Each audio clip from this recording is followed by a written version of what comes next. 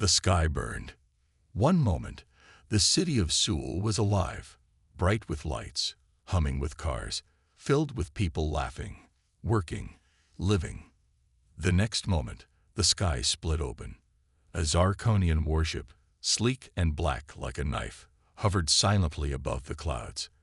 Then, boom, the first plasma missile hit the children's hospital. There was no warning, no demand for surrender, no reason, just fire, smoke, and death.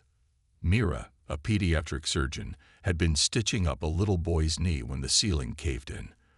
The world turned upside down. The lights flickered, then died. Screams filled the air. Dust choked her lungs. She coughed, her ears ringing, and pushed herself up. Blood trickled down her forehead. Around her, the hospital was gone. Only rubble remained. A small whimper cut through the smoke. Mira turned. A little girl, no older than 6, was pinned under a broken beam. Her dark eyes were wide with terror. "Help," the girl whispered. Mira didn't think. She ran, her legs shaky, her hands bleeding as she dug through the wreckage. The beam was heavy, but she pushed with all her strength. "It's okay," Mira lied, her voice shaking. "You're going to be okay." The girl's name was Sumin. Nearby, Jin, a former soldier, had been handing out water bottles to homeless families when the blast threw him to the ground. His ears rang. His vision blurred. Then he saw the hospital, or what was left of it. His body moved before his mind could catch up. He sprinted toward the ruins, ignoring the heat, the smoke, the danger. People were trapped. People were dying. He found Mira struggling with the beam. Without a word, he grabbed the other end and lifted. The wood groaned, then snapped. Sumin gasped as Mira pulled her free. Jin's eyes met Mira's. No words were needed. They both knew. This wasn't an accident. This was an attack. High above, the Zirconian warship gleamed in the sunlight. A message crackled over every radio, every phone, every speaker in the city. A deep alien voice spoke in broken English. People of Earth, you are weak. You are divided. You are unfit to rule this world. Today, we show you mercy by ending your suffering quickly. Surrender or be erased. The message repeated. Jin clenched his fists. His blood boiled. Mercy. They called this mercy. Burning children alive. Mira held Sumin close, her hands shaking, not from fear, but from rage. The aliens thought this would break humanity. They were wrong. Dead wrong. The air smelled like smoke and burning plastic. Mira carried Sumin in her arms, the little girl clinging to her like a lifeline. Jin walked beside them, his eyes sharp, scanning the ruins for danger. Behind them, a small group of survivors followed. Nurses, patients, parents. All of them were covered in dust and blood. They needed shelter. Fast. Jin remembered the hospital's underground parking garage. It was strong, built to survive earthquakes. If it was still standing, it could be their safe place. This way, he said, leading the group through the broken streets. The city was a war zone. Buildings burned. Cars were flipped over. Bodies lay in the streets. The Zirconian ships still floated in the sky, silent and cruel. Sumin buried her face in Mira's shoulder. "Are they coming back?" she whispered. Mira didn't answer. She didn't want to lie. The parking garage was dark and cold, but it was safe. For now. People collapsed onto the concrete, coughing, crying, holding each other. A nurse with a broken arm tried to help a little boy who couldn't stop shaking. An old man rocked back and forth, whispering prayers. Jin moved quickly. He found a first aid kit in an abandoned car and started bandaging wounds. Mira checked on the injured, using whatever supplies she could find. Then, a noise. A door slammed. Footsteps. Jin grabbed a metal pipe and stepped forward, ready to fight. A young man stumbled into the light. He was thin, with messy hair and glasses. His clothes were dirty, but his eyes were sharp. "Don't hit me," he said, holding up his hands. "I'm human." Jin lowered the pipe. "Who are you?" "Juan," the man said, breathing hard. "I was in the tech building when they hit. I can hack things. Computers. Systems." Mira frowned. "What good is that now?" Juan swallowed. "I can listen to them asterisk." Juan pulled out a small device, a tablet with wires sticking out. He tapped the screen, and a strange, clicking language filled the garage. "Zarkonian communications," Juan said. "I've been tracking their messages." Jin leaned closer. "What are they saying?" Juan's face turned pale. "They're not just bombing cities. They're collecting people." "Collecting?" Mira asked. "For what?" Juan hesitated. Then he showed them a video on the screen. A Zarkonian soldier, tall and armored, dragged a screaming child into a ship. Su Min let out a small whimper.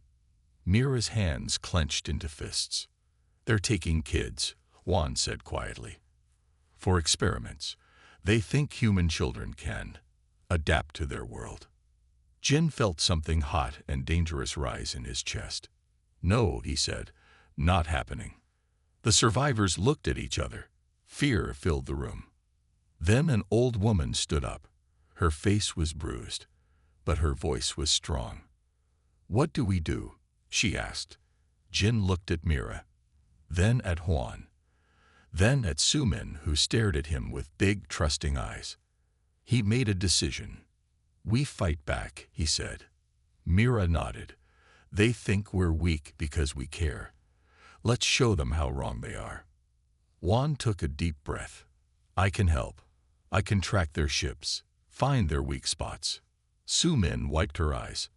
"I want to help too." Jin put a hand on her small shoulder. "You already are." The night was cold. The city was silent. Jin crouched behind a broken wall, watching the Zarkonian patrol move through the streets. There were 3 of them, tall, armored, their weapons glowing faintly in the dark. They walked like they owned the world. Asterisk not for long asterisk. Mira knelt beside him, her hand steady. She held a makeshift knife, sharpened metal from the hospital ruins. Juan was behind them, tapping on his hacked tablet. "They're scanning for life signs," Juan whispered. "But they're not looking for asterisk. Jin nodded. The aliens expected humans to run, to hide. They didn't expect an attack. The plan was simple. Juan had found a weakness in the Zarkonian armor, a small gap near the neck. Mira knew where to cut. Jin knew how to fight. And Su Min, she was small, fast, the perfect distraction. Jin looked at the little girl. "Ready?" Su Min nodded, her eyes serious. "I'll run when you say." Mira squeezed her shoulder. "Don't be scared." Su Min clenched her tiny fists. "I'm not scared. I'm angry asterisk." The patrol came closer. Now asterisk. Su Min darted into the street, her footsteps loud in the quiet. The Zarkonians turned. One of them hissed, raising its weapon. "Human child," it said, its voice mechanical. "Do not resist." Su Min stuck out her tongue. "Come and get me." She turned and ran. The aliens followed, right into the trap. Jin moved first. He jumped from the shadows, swinging a broken pipe at the closest alien's head. The creature stumbled, its helmet cracking. Mira was next. She drove her knife into the gap in the armor, right where Juan said to. Black liquid sprayed, alien blood. The Zarkonian screamed, a sound like metal scraping. The third alien turned, raising its weapon. A rock hit it in the face. Su Min stood a few feet away, already throwing another. "Leave us alone." The alien snarled, and Juan slammed a car door into its back. Jin finished it with a brutal kick to its knee, hearing something asterisk snap asterisk. In less than a minute, All 3 aliens were down, dead. The humans stood there, breathing hard. Juan stared at the bodies. We actually did it. Mira wiped her knife clean. They're not invincible. Jin picked up one of the alien weapons. It was heavy, shaped like a rifle, but with no trigger. Juan took it, turning it over. I think I can figure out how it works. Su Min kicked one of the dead aliens. That's for my friends. They searched the bodies. More weapons. A communication device. A map showing Zarkonian bases in the city. Juan's eyes widened. This is it. This is how we find the kids they took. Jin looked at the map, then at the others. This was just the start, he said. Mira nodded. Next, we hit them. The sun rose over the broken city. Smoke curled into the sky like dark fingers. Jin studied the map they had taken from the dead Zarkonians. It showed a small base near the river, one of the places where they were keeping captured humans. We go here, Jin said, pointing. Tonight. Mira frowned. It's too easy. They want us to attack. Juan nodded, tapping his tablet. She's right. Their communications are buzzing about testing human resistance. This smells like a trap. Su Min, sitting cross-legged on the floor, looked up. Then we trick them back. Jin raised an eyebrow. The little girl grinned. The plan was dangerous. But all their plans were dangerous now. Mira and Su Min would create a distraction, setting fire to an empty building near the alien base. When the Zarkonians went to check, Jin and Juan would sneak inside. Remember, Jin told Mira before they left. Don't get caught. Mira tightened the strap on her backpack. You either. Su Min gave Jin a small salute. Good luck. The fire started fast. Too fast. Mira had used alcohol from the hospital ruins. The flames licked up the building's walls, bright against the night sky. Alarms blared from the Zarkonian base. Soldiers ran toward the fire, their weapons ready. Now. Jin and Juan moved like shadows along the fence. Juan used his hack device to open a side door. The hallway inside was empty. Too empty, Jin whispered. Then the door slammed shut behind them. Red lights flashed. A loud voice boomed in the Zarkonian language. Juan's face went white. They knew we were coming. Jin grabbed his arm. Run. They sprinted down the hallway, but more doors closed in front of them. Jin kicked at one. It didn't budge. A hissing sound filled the air. Gas poured from the ceiling vents. Juan coughed. Sleep, gas. Jin held his breath, smashing his elbow into a small window. Fresh air rushed in. He dragged Juan toward it. Climb. Jin pushed Juan through first. Just as Jin started to follow, strong hands grabbed his legs. A Zarkonian soldier yanked him back inside. The last thing Jin saw before the gas took him was Juan's terrified face at the window. Then everything went black. Mira saw the explosion from 2 blocks away. The Zarkonian base lit up with blue energy. A ship took off from the roof, carrying prisoners. Su Min tugged her sleeve. Where's Jin? Where's Juan? Mira's stomach twisted. She checked Juan's tablet. The tracker showed 1 signal moving fast, the ship, and 1 signal still at the base. Juan. No signal for Jin. He's gone, Mira whispered. Su Min's eyes filled with tears. No, we have to. A noise behind them. Mira spun around, raising her knife. Juan stood there, breathing hard, his face dirty. They took Jin, he gasped.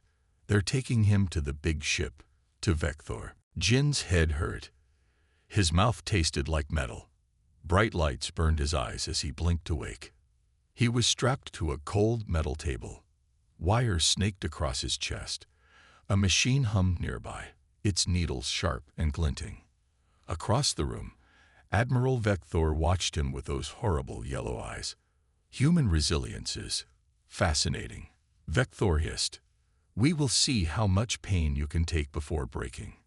Jin pulled at the straps. No use. He spat on the floor. You'll have to try harder. Vector laughed, a sound like scraping metal. He pressed a button. Electricity shot through Jin's body.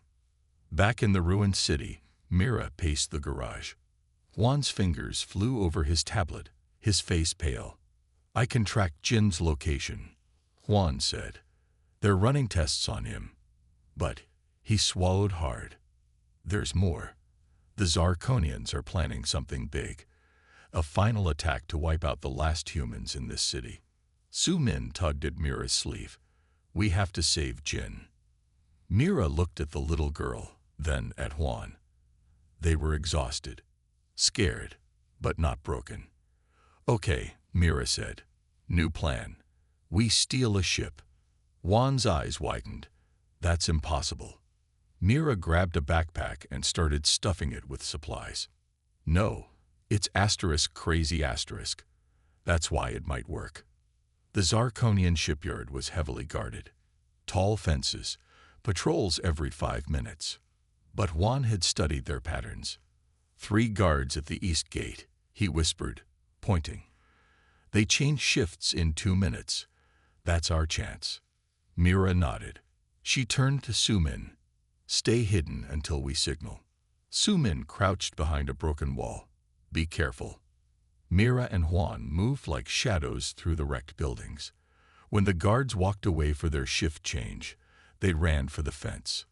Juan used his device to short-circuit the wires. The fence sparked, then went dark. They climbed over. The ship was smaller than the others. A scout vessel. Its ramp was down. 1 guard stood nearby.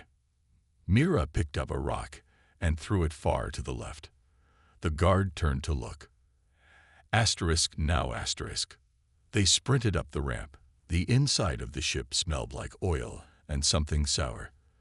The controls glowed with strange symbols. Juan sat in the pilot's seat, fingers trembling. I can figure this out, I think.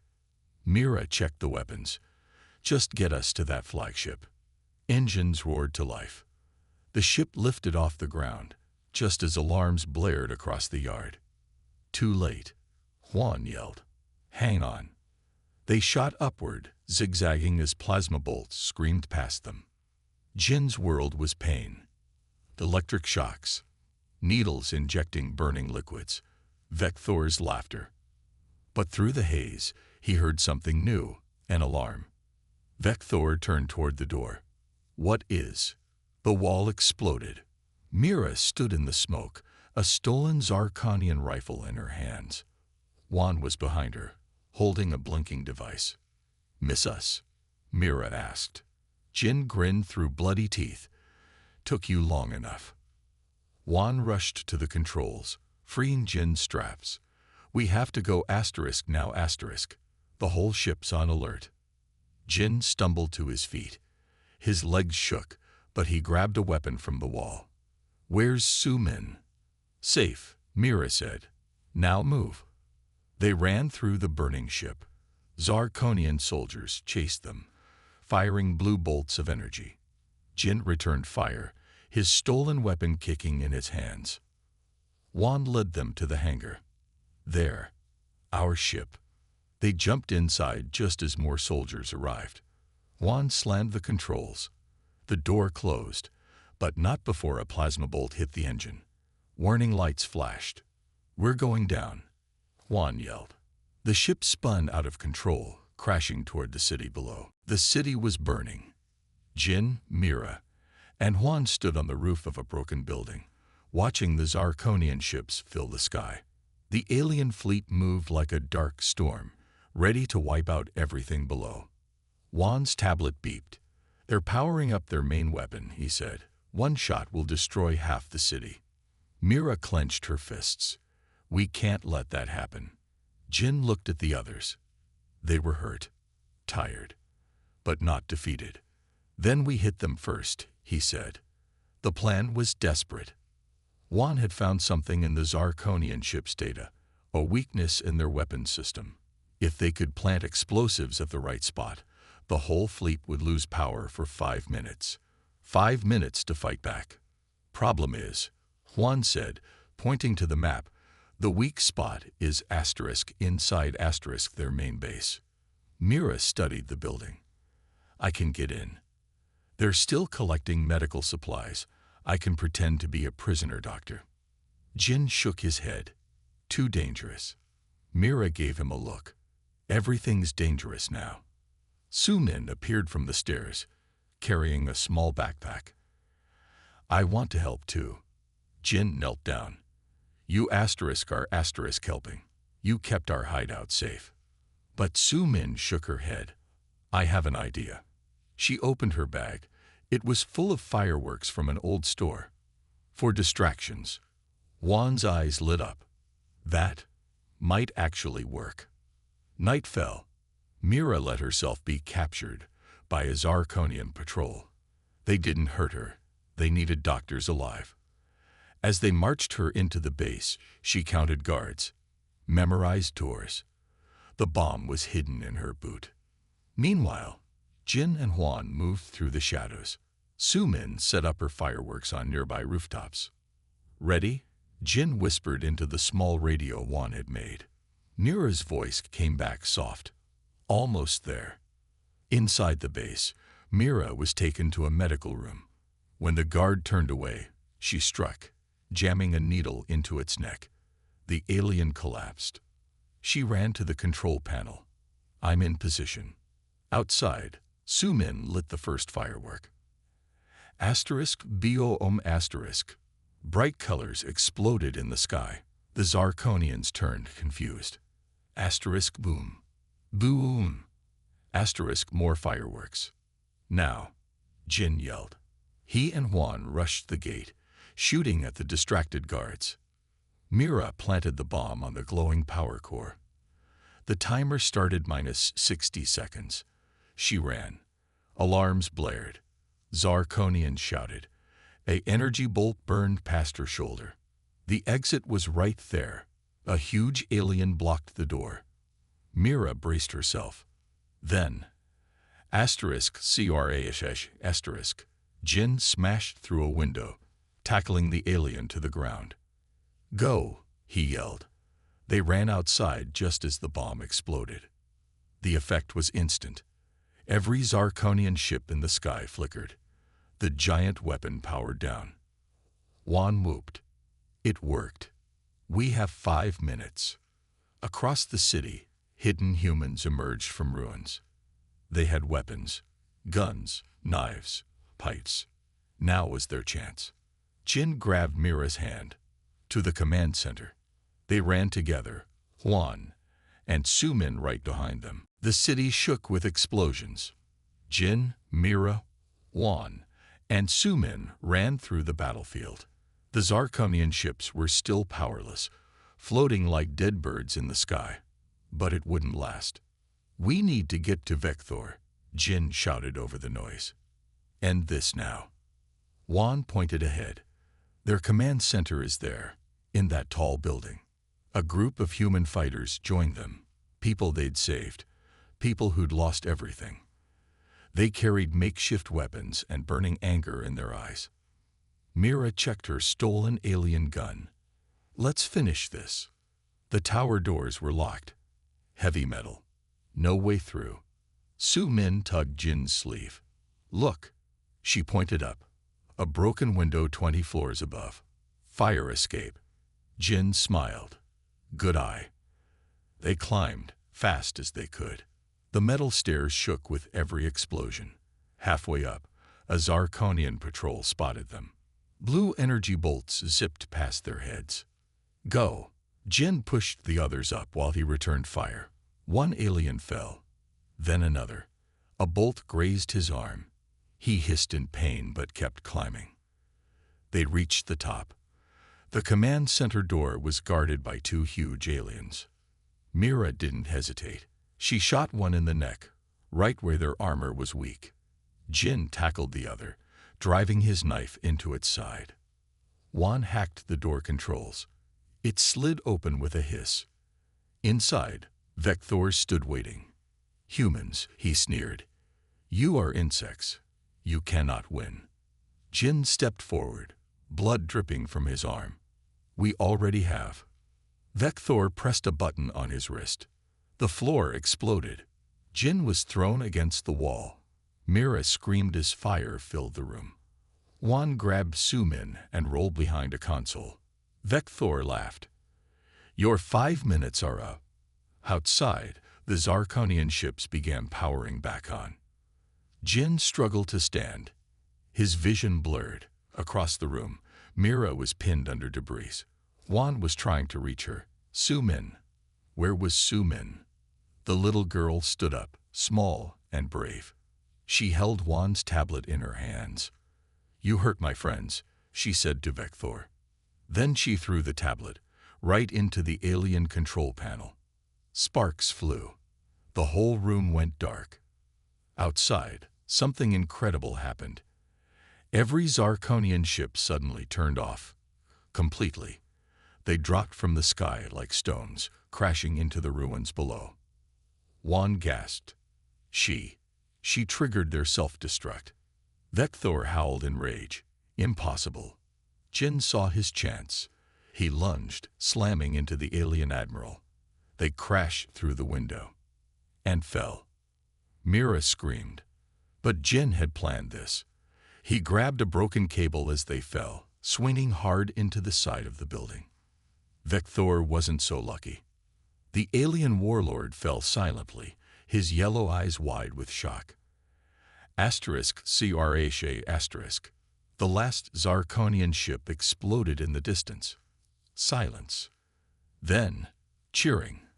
From all over the city, humans emerged, shouting, crying, hugging each other. They'd won. *EPILOGUE**. 1 month later, a new hospital stood where the old one had been. Smaller, but strong. Mira treated patients with real medicine now. Juan helped rebuild the city's systems. Sumin went to school with other survivors. And Jin? He stood on a rooftop, watching the sunrise. Mira joined him, thinking about leaving. Jin shook his head. This is home. Below them, children laughed in the streets. The aliens had thought humans were weak. They were wrong.